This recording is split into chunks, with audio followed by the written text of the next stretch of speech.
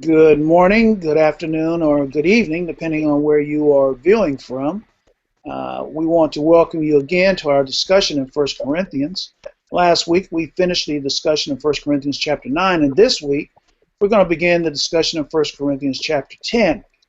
We're hoping that we can get through perhaps 13 verses, but in all likelihood we will likely only get through about the first five.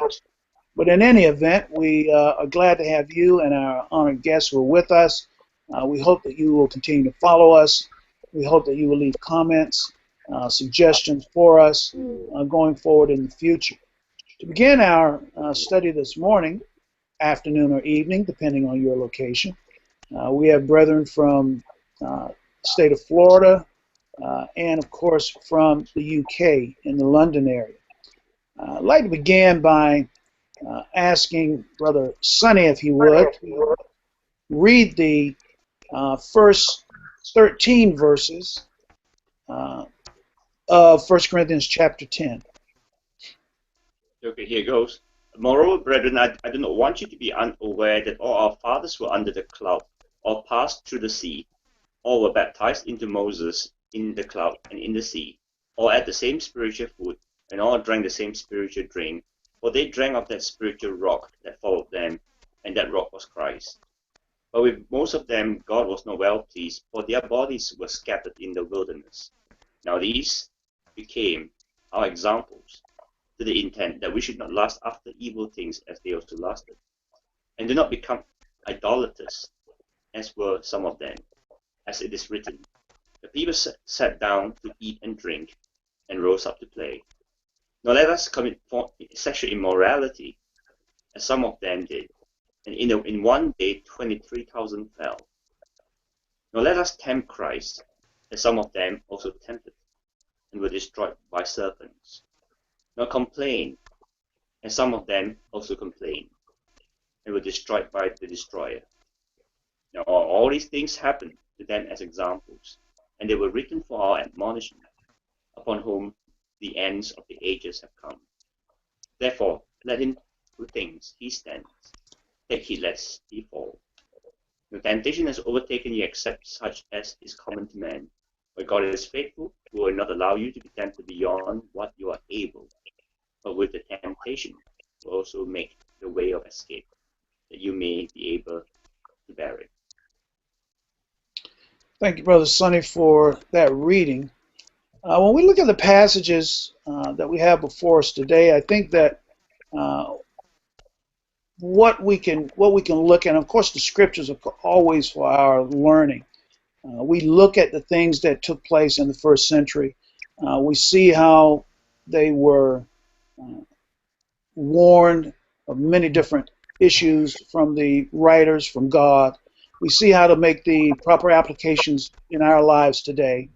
And I think here we see the two of the greatest problems facing the church. False security and, in some instances, overconfidence. And I look at that from several vantage points, and probably stop along the way as we begin to look at this. We can note many examples where a person may think that he is safe, or I'll say is safe, but could be wrong about that. Just people who say, "Well, I think I'm saved." You have many people in the world who are like that. But saying and thinking something doesn't make it so. And saying and thinking something is not necessarily the reality or real evidence of salvation. You have people who were baptized and members of the church, but just being baptized as a member of the church, that doesn't mean that you're doing what's right and you're safe and secure. That doesn't mean that just because you were baptized that you don't have anything else to worry about. The idea, of course, in some of the religious organizations is once saved, always saved. You may have people who take the Lord's Supper and say, well, I go to worship service, I take the Lord's Supper. No matter what else I do, I know that I'm safe. I don't have anything to worry about. but just attending worship service and just taking the Lord's Supper is not enough. So I believe in God, and if I believe in God, then everything's going to be all right. I don't have anything to worry about in my life as long as I believe that God exists. Hebrews 11. And this is the problem that we see with the Corinthian brethren. Because for them, in some manner or another, all of these things were true. And they felt that they were safe, they were secure in Christ. But they were wrong. And it's evidence that they're wrong by the fact that Paul has to warn them about these things, lest they themselves be doomed. If we go back to the previous passage, in 1 Corinthians chapter 9, verses 24 through 27, know ye not, we talked about this at the end of last week, know ye not that they which run in a race run all, but one receiveth the prize, so run that you may obtain. And every man that striveth for the master is temperate in all things. Now they do it to obtain a corruptible crown, but we an incorruptible. Paul then, of course, brings the conversation, directs it to himself. I therefore so run, not as uncertainly, so fight I, not as one that beateth the air, but I keep my body and bring it into subjection, lest that by any means, when I have preached to others, I myself should be a castaway, a reprobate. Now, I think he's saying this, of course, he's speaking about himself, but he's obviously directing this to the Corinthian brethren to think likewise. When we think about the crown of life that he has spoken of, it's not given to us on a silver platter. A person must, as Paul brings out in the verses we just read, we must run to win the race. We must use discipline. We must deny ourselves, and we must control our life for Christ. If we don't make that application, if we don't run in that particular way, as Paul said, he doesn't want to be a castaway. The emphasis, of course, is on consistency, and the emphasis is on a more intense focus. We know that there are times when people lose that focus, and we must constantly attempt through our preaching and teaching and just fellowship and encouragement to redirect people toward the things in lives that would make them better. I know last week after one of the lessons, someone came forward and just spoke of how a simple incident caused them to sort of lose control. And when they did, they said and some things they shouldn't have said, and caused them to just step outside of that boundary, so to speak.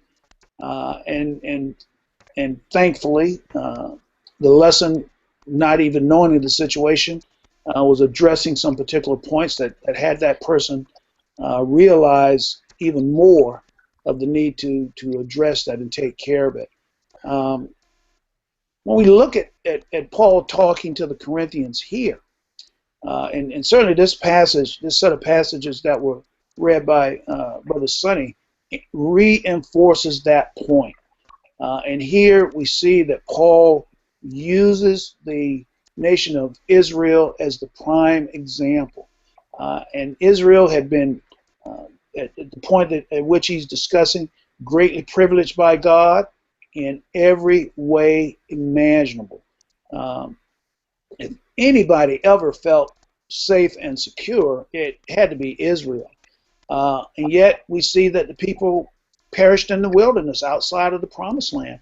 You can look at that as an analogy, of course, to heaven. People feel safe and secure today, but we are to be warned by the example of Israel. With regard to warnings, in looking at this particular passage, And the other thing about this is I'm also planning on using this set of scriptures for an upcoming sermon. So, um, but when we look at this, is the example of Israel? Can we find a more powerful uh, illustration than this? And it's used throughout the scriptures. This particular series of events, or this particular overarching period of history, where we see Israel having been brought out of Egypt, going through the wilderness, entering into the land of Canaan, and the events that take place that are interspersed throughout that. Is there really any greater, more powerful illustration that we can think of uh, in terms of warning people and against feeling too secure, Michael? It would be hard to find a better illustration. Of course, the illustration in 2 Peter 2 is maybe more repulsive to us. I mean, a dog returning to its vomit, that's pretty repulsive thought, but as far as illustration, this illustrates it about as well as any of them. And we see it again. Of course, it's in the book of Hebrews, but time and again we see that the Bible, that God directs us back to this particular example. It's one that He wants us to notice. He wants us to go back and look at it, examine it, see all the components, what took place. We know that Israel, all Israel, go back looking at the text, all Israel shared in the blessings and privileges that God had allowed. The word all, you look at the text, the word all is in there quite frequently. As a matter of fact, you go and he'll say in verse 2, and we're all baptized in Moses in the cloud and in the sea, and did all eat in the same spiritual meat, and did all drink the same. So this is something here when we look at this. There's two others in verse 1. Well, yeah, in verse 1, how all of our fathers and all passed through the sea. This idea here, it gives certain emphasis there. All, as he says there, all left Egypt, which of course we've always looked at as a type of the world. And they began their journey to the promised land, which, you can look at that, of course, as a type of eternal life, a type of heaven. All began to walk through the wilderness of the world with those who, everyone was making this journey. But it became evident that all of them were not genuine, faithful followers and believers. They didn't truly believe. They didn't entirely trust God. And I think when we look at that situation, it's a sad situation, but certainly one that we've also used in teaching. The story of the spies, the 12 spies. And of course, they go out, and I've often used this in a number of classes and sermons. But what does that say about people? What does it say about Israel particularly? When God had already told them that they would take the land, and yet the spies come back and said that we can't do it, Sonny. Now God had already told them that they would do it, and yet they come back and say that we can't do it. What does that say about people? And how does that correspond to people today?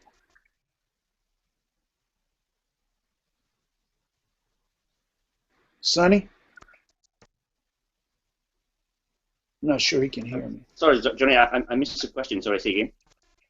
Oh, let me reconstruct that. Yeah, sorry, because I was saying when we look because this is a part of the large story. When we think about hi Brian, when we think about the situation of the 12 spies, where they were to go out, of course. And they went out, and they came back, and of course they gave their report. I've often asked, how could they come back and say that this is something we can't do, when God already told them that that was something they were going to do, that the land of Canaan was going to be their land. Yet they came back and said, well, we can't do it. What does that say about people, and how does that correspond to what we see in people today? I think basically when you look at the 12 spies, I mean, yes, certainly the Lord said to them that go and spy on the land, and certainly that they should have the confidence in the Lord's command to move forward and progress into the land. Basically, that when you judge the response itself, that they were just viewing from the visual point of view. I think that from the human eyes point of view, that these guys are huge. Look at the size of the grapes. That perhaps they could destroy it with one bite, or we had to chew it. So we are small compared to them. So I think there are a lot of people today as well that when we look at life, that if we were to perceive it from the human's point of view, I think this is where that many things become impossible. But when things are viewed from the viewpoint of God, and like the scripture says, with God all things are possible. It's a question of faith, isn't it? It's a question of perception, basically. How you perceive things is, that it will depend on what sort of faith that you have. If you have faith in yourself, then of course that you will never get things done, because basically that we are limited, especially when in view of the fact that that the obstacles are huge. So when the obstacles are huge, then you need to rely on God.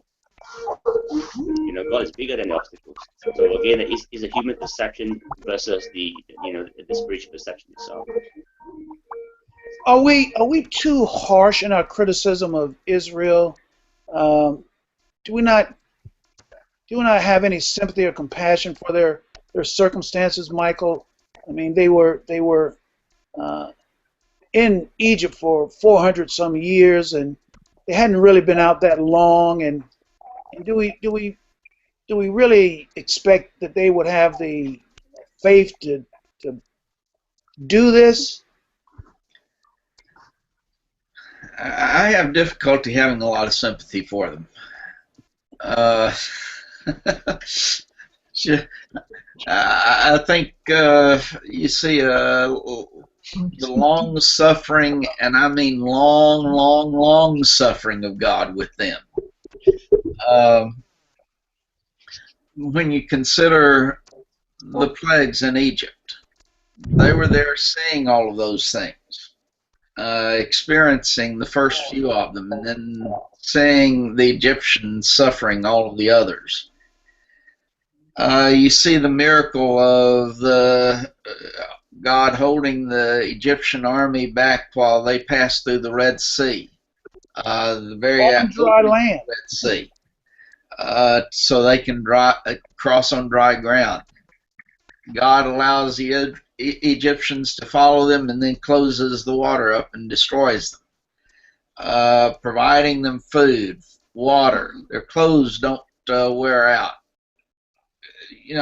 You witness all those things, and then you wonder, why in the world are they the way they are? They had every opportunity and still fell away through unbelief, Hebrew writer says. And so I think we do have difficulty being sympathetic toward them, any at all. Well, that and the fact that the scripture emphasizes this particular point about them, that also being a reason, not, and as you said, not just once, but on more than one occasion. And so you have these people whose trust in God is not really a genuine trust in God. As Sonny said, they see the things around them. But they probably felt pretty good about being with people on the way to the promised land. They, even and yet they're not cognizant of the fact that they're still in the wilderness. They're not yet in the promised land.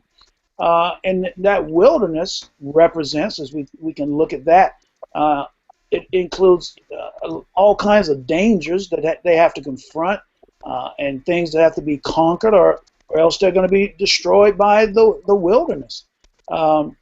Israel had a number of remarkable blessings and privileges as they journeyed to the promised land. God saw to it that they had what was necessary for their journey. And again, a lot of times people are simply, they show a lack of gratitude toward God with regard to the things that He blesses them with. When you think about it, Israel had the cloud of God's presence.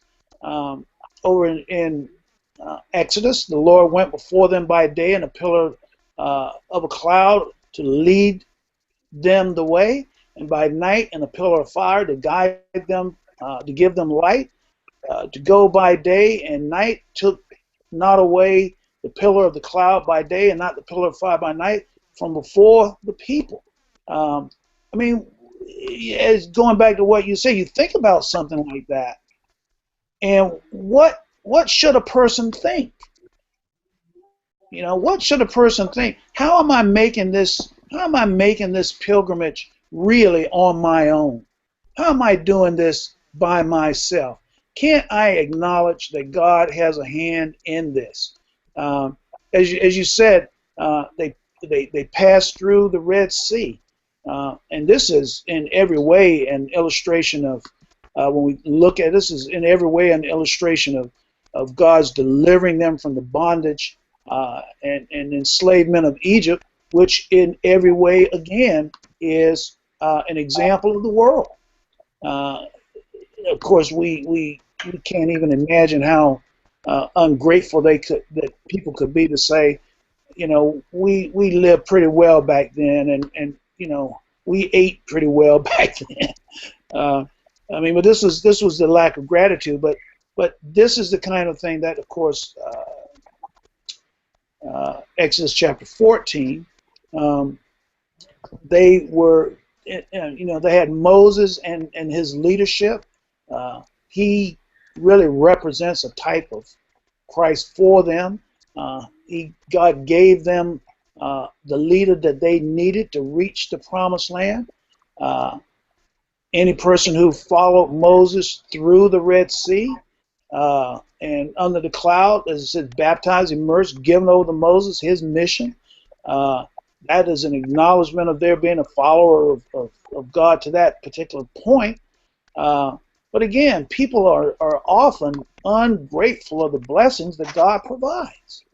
And you might also add to that, at the beginning, they were crying to God for deliverance. Yes.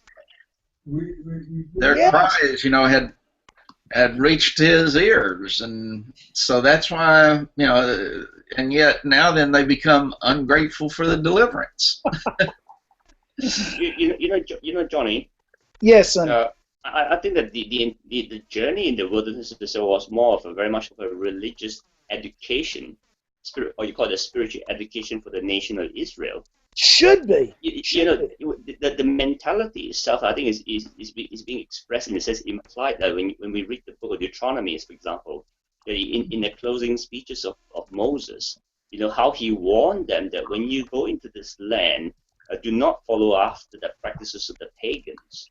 I think that Moses had a point in it, because I think that it is that putting God in a box mentality. Yes, that is true that basically that the God of Israel led them in the wilderness. But why did all these years that they have seen the signs, the wonders, and the miracles, and the power of God in action in the desert? Why would if they have seen all those things? Why did Moses warn them about the pagan practices? Because it was something new to them. So what they have been seeing and witnessing all those 40 years in the wilderness was that this is the God of Abraham, Isaac, and Jacob. That he was a God of the desert. You see, putting God in a box.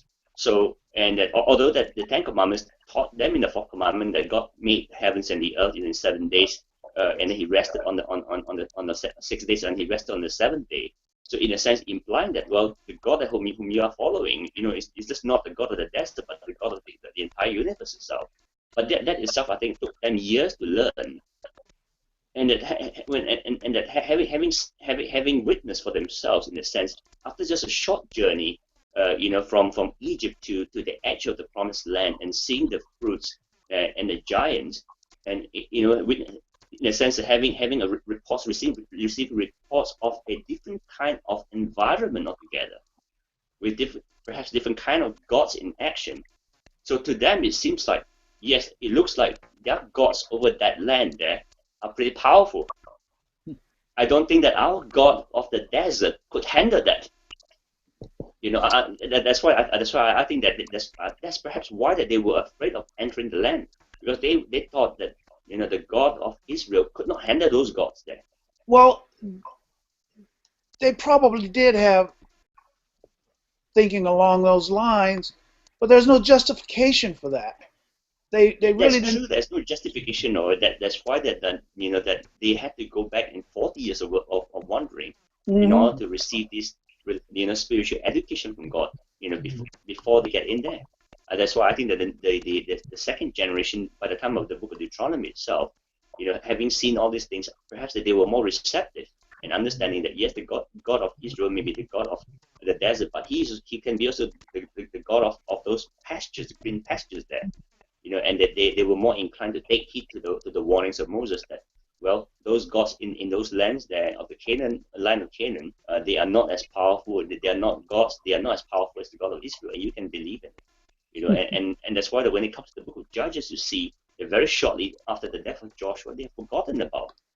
They've forgotten about the lessons they learned in the wilderness when they saw something different with their eyes. Again, it boils down to the point of looking from human eyes, and rather than looking through the eyes of God.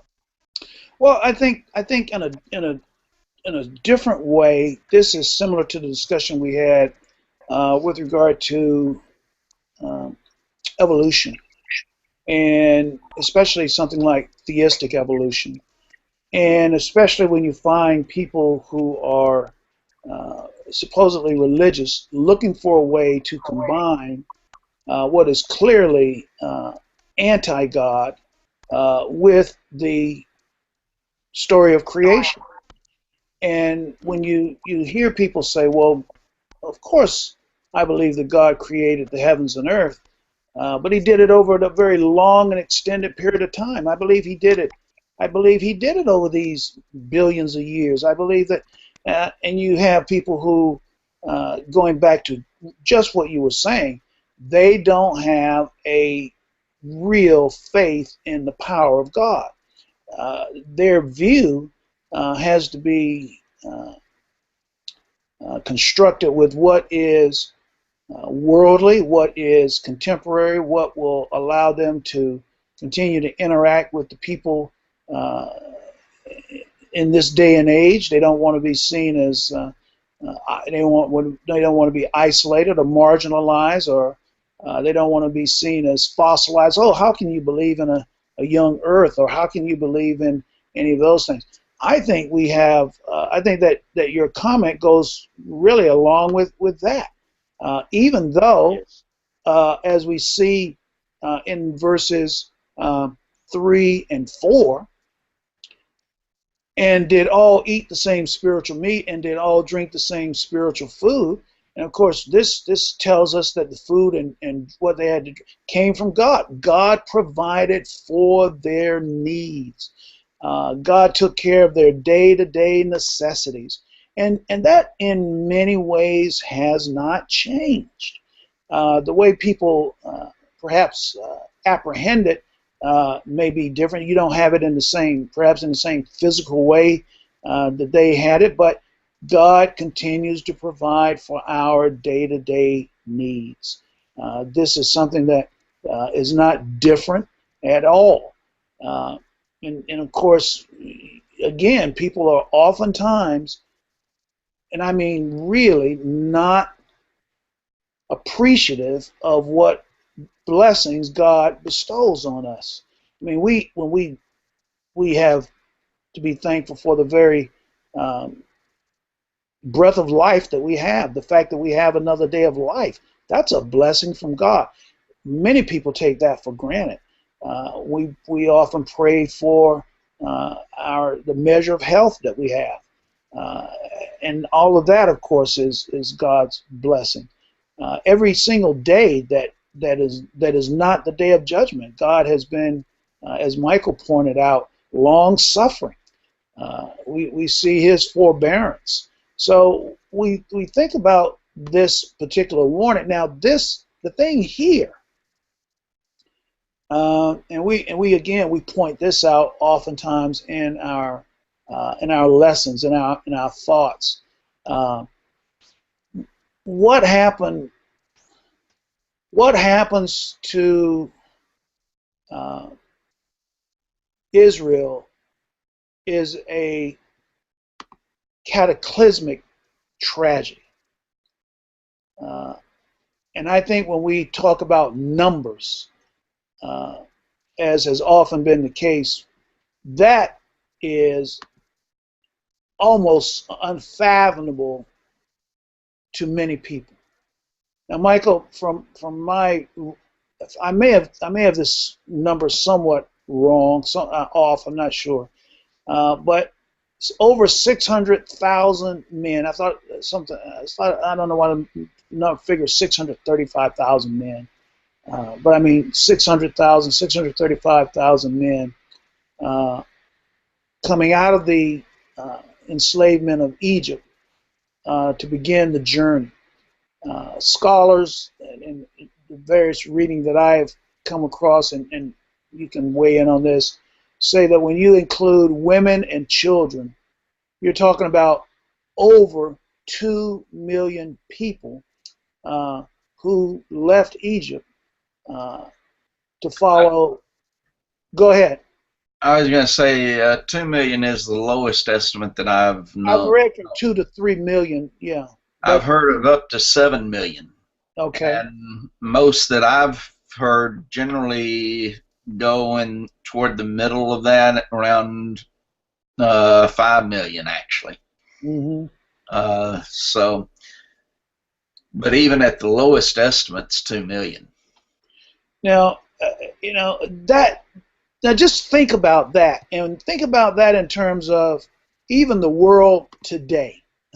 How many how many members of the church are there in the world today? So just think about that number being participants in what had to be one of the most amazing events in world history. Uh, who could imagine? I know that they did the movie. Um, I think it was in the movie The Ten Commandments, Michael, where they're walking across there. Uh, Charlton Heston, playing the part of Moses, and the sea opening up. Uh, I don't. I think if I had seen that, I would be all in from there on. I don't think there would be anything that could cause me to go the other way. I would be right there, I believe, with Joshua and Caleb. But of course, that's easy to say. But here we have this visual spectacular right in front of us, where we're able to go across this on dry land and see God destroy our enemies. And yet, also, as you're preparing to go, you've got this cloud of fire that goes back behind you. Yes. Prevents the Egyptians from getting to you. Exactly. Because you can't, because it takes a while for two. Let's go with the low level number. Imagine how long it would take 2 million people to walk across the Red Sea. I mean, it's going to take some time. Days, possibly. And here you have it, where God intervenes, and you can't say, well, maybe this is a hologram. You can't say maybe this is you know, like today people say, oh, the internet, or you can Photoshop, or this is something that they are immediately in the presence of. This is real life, and I think that term reality is something that we want to continue to remember. This is reality. The life that we live is reality. Heaven, eternal life, is reality. Hell and eternal punishment will unfortunately be a reality. And here we can ask the question, how many, despite everything that they had seen, going back, as Michael alluded to earlier, going back and looking at how God dealt with Pharaoh and the plagues, how many remained faithful to God through the wilderness journey? How many of them actually turned away from fleshly desires, brought about by all kinds of things, the delicious food and drink and everything from Egypt? In the world today, people are often, oh, do I have to give this up? Do I have to give that up? I remember when I used to do this. And everyone who does not grow up in the church and becomes a Christian probably has those memories of things that they used to do. But as Paul said in a different context, those things are to be put behind us. And to no longer lust after those things, which is essentially the point that Paul is making here also in these verses. We often find people having difficulty forgetting those things and no longer thinking about those things. But when you think about the Egyptians, how many of them actually disciplined their bodies, subjected their desires, kept their eyes and hearts focused on the promised land? I mean, how many of them had that focus in mind? Just as we ask today, we use it usually, the idea at least, usually comes across when we're thinking about Peter walking on water. Peter, does he keep his eyes on Jesus? Do we keep our eyes today on heaven? And did the children of Israel, not Israeli son, did the children of Israel, did they actually keep their eyes and hearts on the promised land? Again, how many were faithful, steadfast, unmovable, always abounding in the work of the Lord until they reached the promised land? And I think I steal that from Peter right there. But that's the kind of thing that, in so many ways, we have to keep emphasizing for people in the church today. That's the kind of thing that when Paul is writing to the brethren in Corinth, that's what he's trying to get them to see. And I think that is what we have to get people to see also. Not to lose our focus, not to lose the intensity of that, not to allow our faith to wane, not to allow the world to influence us. But we can ask that question. And again, let's just go back to that number. Lowball the number. 2 million people. And even more, I don't know if it's more daunting a figure, but I think when we consider the number of men, well, we have something really very specific. Over 600,000 men to Joshua and Caleb. Now that usually gets the attention of people when you mention over 600,000 men, and yet only 2 enter the promised land. And of course, that goes back to their initial and continued faith that they had in God. And what was the reaction anyway, if we recall, what was the reaction to people to Joshua and Caleb? Did they say, "Oh, we really appreciate you, brethren, for standing up for God's truth. We really appreciate you, brethren, for having a positive view of this, that you have a faith that God will help us to deliver, God will help deliver us." Was that the way that they viewed Joshua and Caleb, Michael? No, it was quite the opposite. They rebelled against him, complained against him, accused him of bringing them out into the wilderness to murder them because there weren't enough graves in Egypt, and on you can go. It was ludicrous, and it's surprising God didn't destroy them earlier. I know I would have, and putting myself in God's place in that attitude, I would have destroyed him a long time before he did. But it tells us, I think, that our work never ends in regard to encouragement, in regard to continuing to try to clearly lay out for people to see in their minds the reality of eternal salvation, the need to continue on, to go forward, not to allow anything to hinder their growth, their progress. Joshua and Caleb, and they alone remained faithful to God. The people wanted to kill them. Only these two did not. Let me go back over to the text, because the text there is really pretty clear. But with verse 5, 1 Corinthians 10 and verse 5.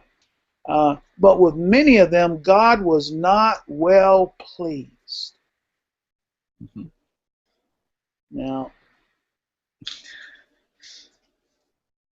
only two did not sin and displease God. Everybody else perishes in the wilderness. There's another point that you can make on that. Mm-hmm. Only two, and the number is 603,550. Okay, I think that's probably why I came up with 635 in my head. I knew that there was a 3 and a 5 there. 603,550. Now, of those 603,550, you've got two that enter the promised land. That emphasizes the difficulty that we must strive to enter in. The few as opposed to the many. Matthew. In Matthew, and he was speaking that to the Jews when he said that. God's chosen people, yet many is going to destruction. Few, they're few. 2 out of 603,550. And you can look at, and we, of course, you'll know this, but you can look at so many examples that we have in the scriptures that speak to this particular point. You think of Noah. Someone says, well, how many people were alive on the earth during the time of Noah? I have no idea. But it was a lot. And when we think of this particular number, it tells us how many or how few are going to be, I'll use the term, saved. And the fact that Jesus says this on numerous occasions. And it seems as if most of them are making the point not of, in contrast to the world, but those who are supposed followers. Mm-hmm. I mean, these 603,550 were those who were Israelites who saw these miracles and all of these things happen to them, and yet you have only two. And so you have the emphasis that most members of the church are going to be lost in making Well, application. yeah, he talks about that in the parables as well. Yeah. Um, 3 of the 4 soils accepted the word. well, and in Matthew 25, the 10 virgins. Yeah. And I mean you have examples throughout of what it will take, and you look at that word in verse 5, for they were overthrown in the wilderness. Uh, if I recall, that term in the Greek means their corpses were scattered throughout. And why was that? Because they did not please God.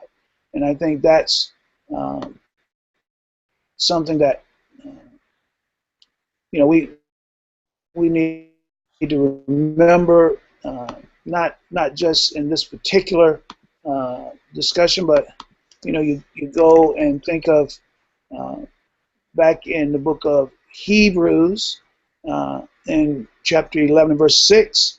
Of course, a very well-known verse. Without faith, it is impossible to please Him. And I think right there, it just re-emphasizes what we've been talking about when we look at this particular passage. I thought this. Go ahead, Michael. You mentioned the latter part of verse 5, overthrown in the wilderness, being scattered as corpses is the idea.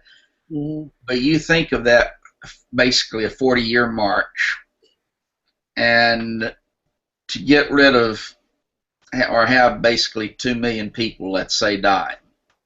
Figure out sometimes how many per day, on average, that takes. Hmm. Well, how many? I know you did it. I did a long time ago, but I've forgotten the exact number. But it was over 200 a day. It seems like It would have to be, yeah, quite a large number. 40 years. Well, you divide 40 into 2 million, and that tells you how many died a year, right Yeah. there. So that's about was that 500,000 a year? I mean, 50,000 a year. That's 50,000 right there a year. 50,000 people a year, divided by 365, will give you approximately how many dying every day. 137, basically. So that's, and you can't be wondering, why is this happening? No, it was a death march. It literally was. And to think of 137 people a day, that's a lot of deaths that they have to take care of as well. It was a constant reminder to them. Well, and it makes me think about we're entering into on Wednesday nights, we're entering into our study on David. It makes me think about consequences, and of course with David, he is ascending at such a pace, and then he hits his, as Napoleon did his Waterloo. He finds this situation with Bathsheba. Now, that situation has ramifications and consequences that continue for the rest of his life. He, of course, is able to find redemption, but the consequences of his sin continue. If you take the higher number, the 7 million, you're talking about 480 people a day. Ooh. And you have to know why. Yeah, you have to know why. And this again, you go back and there's a situation where those consequences, the consequences of Israel, rather than siding with God, siding with the skeptics, the deniers, Basically, you'd have to say, I would say, and I don't think it would be too harsh, the unbelievers. You basically have unbelievers. We don't think, as Sonny pointed out, we don't think God can do this. We don't think our God is as powerful as the God of this world. We don't think that our preachers, that our teachers are as smart as the guys with the PhDs, as Stephen Hawking. We don't think they're as smart as Carl Sagan. We don't think that they're as smart as whoever the newfangled prominent atheist is. This guy has all these degrees. He's studied. He's an anthropologist, etc., etc. Our God could not possibly have created a world in 6 days. That just doesn't make sense to me. I'm going to have to pass on that in terms of the church. I won't say anything about it, but I'm fully in the camp of the evolution. I mean, you have people like that, unfortunately, which, again, is one of the reasons, just to sort of an anecdotal point, when we were studying some of the evolution theories, we thought that it was an imperative that the people have a good understanding of the basis of these theories and see how ridiculous they are.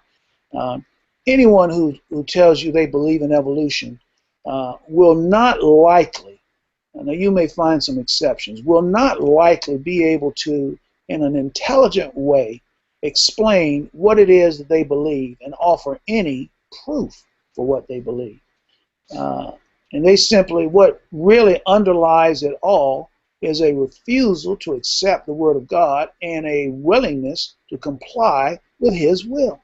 I mean, that really is what that argument is about. But anyway, as we come to a close for our study this morning, I knew I wasn't going to get past verse 5. I just knew it.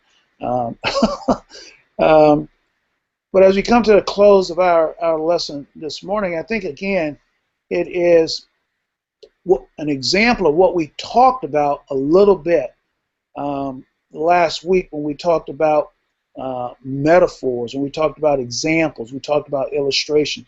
And Paul here uses a most powerful illustration of that situation, that series of events. Try to encourage these brethren in Corinth to realize that they may be heading on the wrong path. I think that it's a powerful lesson for us today. I hope that we can convey this message to those of our number in a way that they can understand and appreciate, and with hope, not find ourselves with the situation that those who are not aligned with Caleb and Joshua found themselves. We want to thank you for being with us. Oh, well, before I stop, any closing thoughts or questions or words that anyone might want to offer? Sonny, Brian, Paul?